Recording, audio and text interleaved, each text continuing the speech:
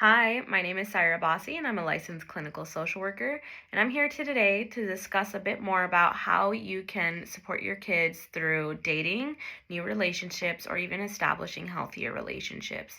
As we all know, when teens hit a certain point in their adolescence, they're, curious and excited to explore dating.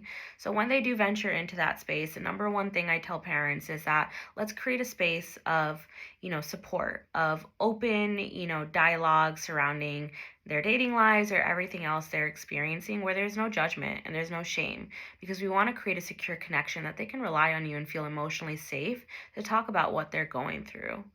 Once we've got that established, let's say there's things going on that we can see from the outside that look like maybe unhealthy relationship dynamics. So, typically for parents, the alarms go off here. But what I want to say is let's try to calm and regulate our own nervous system before we go into, protective mode. At this point, what we might need to do is step into the area of supporting our kid through what they can do, like actual tangible steps of what they can do to manage the relationship and what's going on. We might want to start with exploring some questions about how they're feeling about their sense of self, their identity, their self worth, and then talk to them about what are their boundaries, what are their needs.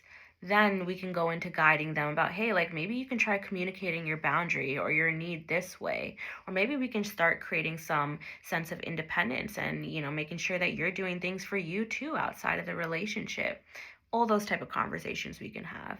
So beyond that, the only other thing I would say is making sure that we're, validating and giving that positive reinforcement and affirmations towards our adolescents when they are setting those boundaries. Because again, this is where we're really gonna say like, hey, you're doing a great job, and secure that bond with us to open up because we're recognizing what they're doing and all the work they're putting in and all the progress they've done, so they feel like they can continue to come back to parents to talk about what they're going through. So, I hope this is helpful. It's a step by step process, doesn't happen overnight, but it's definitely possible.